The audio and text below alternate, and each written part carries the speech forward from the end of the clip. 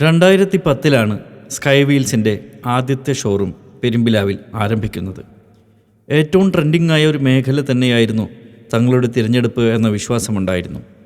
അതുവഴി കൂടുതൽ ആളുകളെ ആകർഷിക്കുവാനും കേച്ചേരിയിൽ ഒരു മാർക്കറ്റ് കണ്ടെത്തുവാനും സാധിച്ചു.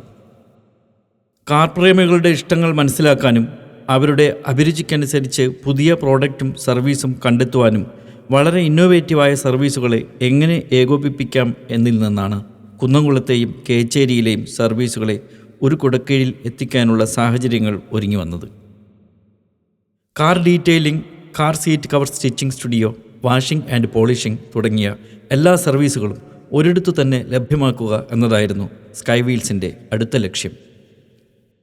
സ്കൈ വീൽസിൻ്റെ ഓരോ വിജയത്തിന് പിന്നിലും ഒരു കസ്റ്റമർ കമ്മ്യൂണിറ്റി ഉണ്ട് എന്ന തിരിച്ചറിവ് സ്കൈ വീൽസിനെ മുന്നോട്ട് നയിക്കുന്നവർക്കുണ്ടായി.